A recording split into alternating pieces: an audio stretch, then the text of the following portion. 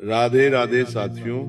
मकर संक्रांति के दिन गाय को चुपचाप खिला देना, ये एक छोटी सी चीज पूरे साल जमकर धन बरसेगा और जीवन में कभी पीछे मुड़कर देखने की जरूरत नहीं पड़ेगी। जी हाँ दोस्तों, देखिए पूरे 752 वर्षों के बाद मकर संक्रांति पर एक अद्भुत संयोग बन रहा है। यदि आपने चुपचाप बिना किसी को बताए गाय को ये एक छोटी सी चीज खिला दी तो तुम्हारे 7 जन्मों के पितृ दोष दूर होंगे, ग्रह दोष दूर होंगे, वास्तु दोष दूर होगा और तुम्हारे जीवन में जो भी दुख है, तकलीफ है, दर्द है, वो सभी चीजें जड़ से मिट जाएंगी। और मित्रों, जीवन में इतना धन आएगा कि संभाले नहीं संभाल पाओगे, ना अन्न की कमी होगी और ना धन की कमी होगी। जी हाँ, देखिए आज इस उपाय की व्याख्या मैं इस वीडियो में करने वाला हूँ। वो उपाय बहुत साधारण है, लेकिन उस उपाय के साथ इसके जो नियम है वो नियम बहुत कठोर है और उन नियम को जानना ही आपके लिए बहुत जरूरी होगा। क्योंकि देखिए, उपाय तो लोग आसानी से कर लेते हैं, लेकिन उपाय करने के बाद उन संकल्पों का ध्यान नहीं कर पाते जो संकल्प उपाय से संबंधित होते हैं।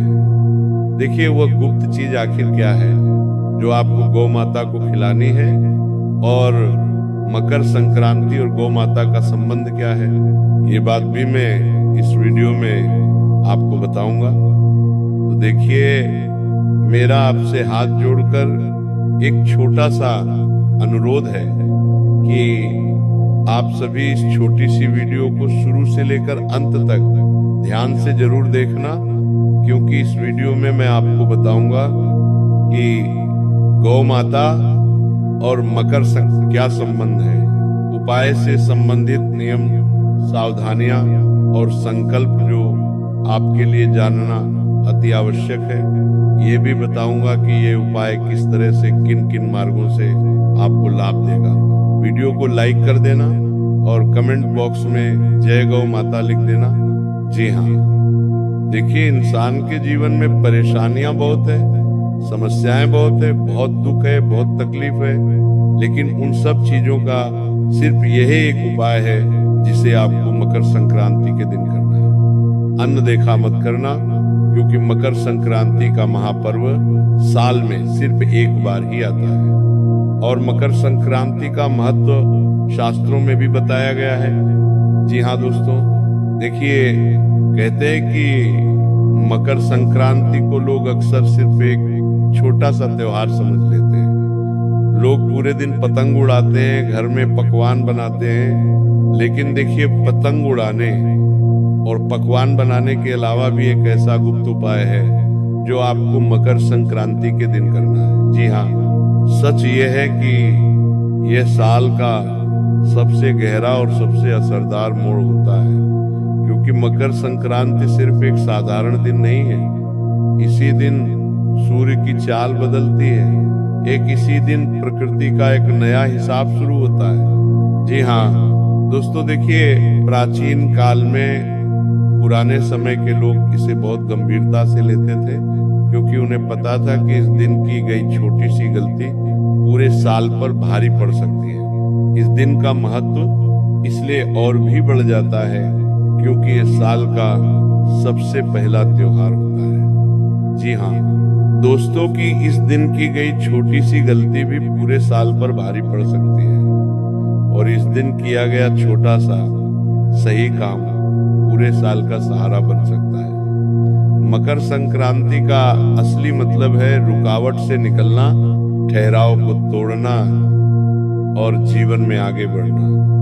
इसीलिए हमारे बुजुर्ग कहते थे कि इस दिन जो बीज बोया जाता है वही पूरे साल फल देता है, अर्थात जो उपाय किया जाता है वही उपाय पूरे साल हमारी जीवन की व्यवस्था को सुधारना है। दोस्तों, इसीलिए देखिए इस दिन दान का भी बहुत महत्व होता है। पुराने काल से ही लोग मकर संक्रांति के दिन दान करते आ रहे हैं। इस दिन अन्न दान, संयम और व्यवहार पर बहुत ध्यान दिया जाता है, क्योंकि धन केवल पेशे से नहीं बनता है, धन बनता है सोच से, कर्म से और समय की समझ से।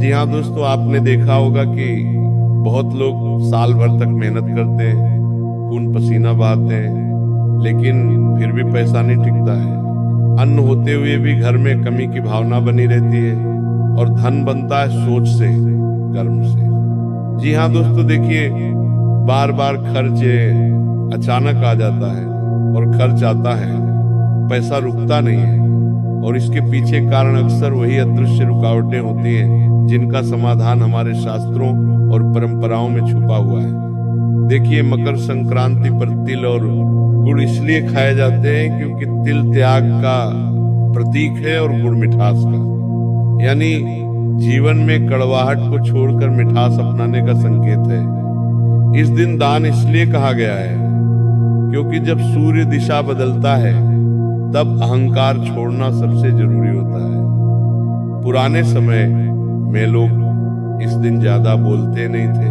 झगड़ा नहीं करते थे, और किसी भूखे को देखकर अनदेखा नहीं करते थे। जी हाँ दोस्तों, क्योंकि माना जाता था कि इस दिन की गई उपेक्षा सीधे भाग्य में दर्ज हो जाती है। इस दिन किए गए कर्म सीधे भाग्य की किस्मत की दिशा को बदल देते हैं। जी हाँ दोस्तों, इसलिए कहा गया है कि मकर संक्रांति का पर्व साधारण नहीं माना गया है। अब यहाँ एक बहुत गहरी बात आती है जिसे बहुत कम लोग समझते हैं। मकर संक्रांति पर प्रकृति सुनती है, लेकिन शोर नहीं सुनती, दिखावा नहीं देखती। मकर संक्रांति का पर्व है सिर्फ भावना और मौन को, किए गए कर्मों को ही पहचानना, यानी कि जो गुप्त उपाय और जो गुप्त कार्य अगर हम मौन रहकर करेंगे, सबसे छुपा कर करेंगे, तभी उसका फल हमें प्राप्त होगा। दोस्तों, इसीलिए जो लोग इस दिन कैमरा लगाकर लोगों को दिखाकर दान करते हैं, उन्हें संतोष तो मिलता है लेकिन स्थायी फल नहीं। क्योंकि देखिए, आज के समय में लोगों ने दान पुण्य को भी एक ट्रेंडिंग टॉपिक बना दिया है। गौशाला में लोग जा रहे हैं तो वहां पर फोन निकाल कर खड़े हो जाते हैं, गाय माता को चारा खिलाते हैं, किसी अन्न और धन का किसी गरीब को दान कर रहे हैं तो उनके साथ फोटो खिंचवाते हैं, वीडियो बनाने लग जाते हैं, लोगों को दिखावा करते हैं। लेकिन शास्त्रों में बताया गया है कि दो चीजें हमें हमेशा लोगों से छुपा कर करना चाहिए। पहला दान और दूसरा पूजा पाठ और ध्यान, क्योंकि ये दो चीज जितनी छुपी हुई रहेंगी उतना फल आपको मिलेगा। जल्दी ही तो देखिए कि अब धीरे धीरे मैं आपको उस दिशा में ले जा रहा हूं जहां असली रहस्य छुपा है। लेकिन उससे पहले यह समझना जरूरी है कि गाय को हमारे शास्त्रों में इतना ऊंचा स्थान क्यों दिया गया है। जी हाँ दोस्तों, क्योंकि देखिए, ये उपाय सिर्फ गौ माता पर ही निर्भर करेगा और उस इंसान पर निर्भर करेगा जो इंसान ये उपाय कर रहा है। तो आज ये उपाय किस तरह से अपनी दिव्य शक्ति तुम्हें दिखाएगा, ये उपाय किस तरह से तुम्हारे जीवन से अंधकार को मिटाएगा, ये उपाय किस तरह से तुम्हारे जीवन में खुशियों की रोशनी लेकर आएगा। हर एक बात समझ लेना, हर एक बात अच्छे से सुन लेना, क्योंकि अगर तुमने अनसुना किया या तुम कोई बात भूल गए तो ये उपाय अपना नकारात्मक असर भी दिखा सकता है। यानी कि तुम तो सोचोगे कि यार, मैंने तो जीवन में अपना अच्छा, अपना भला करने के लिए उपाय किया था, लेकिन मेरे साथ बुरा क्यों हो गया। इसके पीछे का कारण यही होगा कि तुमने एक एक बात को अच्छे से नहीं समझा होगा या एक एक बात को अच्छे से नहीं सुना होगा। देखिए दोस्तों, मैं आपको बताता हूँ कि गाय को हमारे शास्त्र में इतना ऊंचा स्थान क्यों दिया गया है। कि गाय तो सिर्फ एक प्राणी है, गाय तो सिर्फ एक पशु है तो नहीं। देखिए, गौ माता तुम्हारे पूरे जीवन से संबंध रखती है। गौ माता के अंदर ही तुम्हारे जीवन के ना जाने कितने रहस्य छुपे हुए हैं। जब किसी व्यक्ति की मृत्यु हो जाती है तो हम क्यों उसके नाम का गौ माता को चारा डालते हैं। क्या तुमने कभी सोचा है, जब जीवन में दुख आता है, तकलीफ आती है और बीमारी आती है, तो हम क्यों गौ माता को याद करके गौ माता को भोजन खिलाते हैं। देखिए, गौ माता कोई साधारण पशु नहीं है। जी हाँ दोस्तों, गाय को माता इसलिए नहीं कहा गया कि वो सिर्फ दूध देती है, बल्कि इसलिए कि वो बिना मांगे देती है, बिना शिकायत के सहती है और बदले में कुछ नहीं चाहती। तो यही प्रकृति का स्वभाव है। देखिए, जिस घर में गाय का सम्मान होता है वहां केवल धन नहीं बल्कि स्थिरता आती है, और स्थिरता के बीच दोस्तों धन टिकता है। जी हाँ, लेकिन ध्यान रखिए, यहाँ मैं किसी को दिखाने वाला उपाय नहीं बता रहा, ना ही कोई ऐसा काम जो बाजार में बिकता हो, क्योंकि मैं गारंटी के साथ कहता हूँ कि पूरे YouTube पर आपको आज से पहले इस उपाय के बारे में किसी ने नहीं बताया होगा ना, किसी कथावाचक ने बताया होगा, ना किसी गुरुजन ने बताया होगा, ना किसी विशेष पंडित या ज्ञानी ने बताया होगा, क्योंकि ये उपाय इतना गुप्त है कि इस उपाय का उल्लेख किसी भी शास्त्र में नहीं मिलता है। जी हाँ दोस्तों, ये उपाय सिर्फ किया जाता है सच्चे मन से, सच्चे दिल से, पवित्र कर्म से। जी हाँ दोस्तों, देखिए कि जो उपाय मैं बता रहा हूँ वो उपाय हमेशा चुपचाप किया जाता है, और अब तक जो मैं बता रहा था वो भूमिका थी, क्योंकि अगर आप सीधे उपाय पर आ जाते तो उसका असर आधार रह जाता। अब ध्यान से सुनिए, क्योंकि यहाँ से बात गुप्त हो जाती है और यहीं से इस उपाय का असली महत्व और इस उपाय की असली प्रक्रिया शुरू होती है। जी हाँ दोस्तों, बता देता हूँ कि सबसे पहले तो मकर संक्रांति का जो दिन है, उस दिन आप सुबह ब्रह्म मुहूर्त में उठिए। देखिए, आप चाहे पूरे साल 9:00 बजे उठते हो, 10:00 बजे उठते हो, 11:00 बजे उठते हो, जितनी भी बजे उठते हो, उठ जाना। लेकिन मकर संक्रांति के दिन तुम्हें ब्रह्म मुहूर्त में उठना है। और मैं ये नहीं कह रहा हूं कि ब्रह्म मुहूर्त में उठते ही ठंडे पानी से नहा लो, नहीं। ध्यान से सुनिए जो बात मैं आपको बता रहा हूं कि मकर संक्रांति के दिन सुबह ब्रह्म मुहूर्त में उठकर स्नान कीजिए। स्नान करने के बाद आपको सबसे पहले इस चीज का ध्यान रखना है कि जितना ज्यादा हो सके मौन रहने की कोशिश करें। किसी से ज्यादा बातचीत ना करें, किसी से ज्यादा आप अपने भावना रखें। सिर्फ अपने मन में आप भगवान का स्मरण करें और भगवान का नाम लेते रहें या नाम जप करते रहें। देखिए, उठने के बाद मोबाइल भी नहीं देखना है और मन को शांत रखकर ये भावना रखें कि आज मैं कुछ ठीक करने जा रहा हूँ, मांगने नहीं।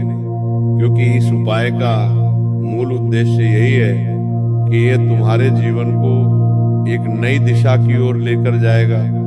जो चीजें तुम्हारे जीवन में बिगड़ी हुई है, उन चीजों को ये उपाय सुधारेगा। जी हाँ दोस्तों, देखिए, मन में आपको यही भावना रखनी है कि आज मैं कुछ ठीक करने जा रहा हूँ, मांगने नहीं जा रहा हूँ। इसके बाद गाय के लिए जो चीज बनाई जाती है वो देखने में बहुत साधारण होती है, इसीलिए लोग इसे हल्के में ले लेते हैं, लेकिन यही इसकी ताकत है। देखिए, जो चीज मैं बता रहा हूँ वो चीज बहुत साधारण है, और उस चीज के बारे में आपको आज से पहले किसी ने नहीं बताया होगा। इसके साथ ही इस चीज का भी ध्यान रखिएगा कि इस उपाय में ना कोई मंत्र बोलना है, ना कोई नाम लेना है, बस समझ के साथ करना है। और गाय को जो खिलाया जाता है वह है थोड़े से सफेद तिल। ये भी बताऊंगा कि मकर संक्रांति और तेल का क्या महत्व है, लेकिन उससे पहले आप सुन लीजिए कि गाय को खिलाने वाली वो गुप्त चीज क्या है। कान खोल लीजिए, और अगर आप किसी कागज पर लिखना चाहते हैं तो लिख भी लीजिए, ताकि अच्छा रहेगा कि आप भूले नहीं। ध्यान से सुनिए, आपको थोड़े से सफेद तिल लेने हैं, थोड़े से काले तिल लेने हैं, थोड़ा सा गुड़ का चूर्ण लेना है, और ध्यान रखें टुकड़ा नहीं, आपको चूर्ण लेना है। यानी कि अगर आपके घर में गुड़ है तो उस गुड़ को आप पीस लें। अब उसमें कुछ कच्चे चावल के दाने और सबसे अंत में उंगली से छुआ हुआ एक नमक बूंद देसी घी आपको उसमें मिलाना है, यानी से कि उसके अंदर थोड़ा सा काला नमक मिलाना है, थोड़ा सा सेंधा नमक मिलाना है और गाय का शुद्ध पवित्र एक चुटकी घी उसके अंदर मिलाना है। अब यहाँ एक बहुत गुप्त है कि सेंधा नमक जो मिलाया जाता है तो वो नमक साधारण नहीं होता है, और ये भी ध्यान रखिएगा कि आप गलती से कहीं साधारण नमक मत मिला देना, उसमें थोड़ा सा सेंधा नमक मिलाना और थोड़ा सा काला नमक मिलाना। देखिए ये सब किसी थाली में सजा कर नहीं, बल्कि सीधे हाथ में लेकर गाय को खिलाना है। अगर आप अपनी हथेली में रखकर गाय को खिलाओगे और गाय ने अपनी जीभ से तुम्हारी हथेली को स्पर्श कर लिया, आपकी बात करने तुम्हारी बनानी नहीं तलवार में हथेली करना, तो समझ जाना कि साक्षात माता ने तुम्हारे सारे कष्टों को अपने अंदर समाहित कर लिया है। क्योंकि देखिए आपको मैं बता देता हूँ कि ये सब चीजें अगर आप थाली में रखकर गौ माता को अर्पित करेंगे तो उतना जल्दी असर नहीं होगा। सीधे हाथ में लेकर गाय को खिलाना है। उसके बाद ध्यान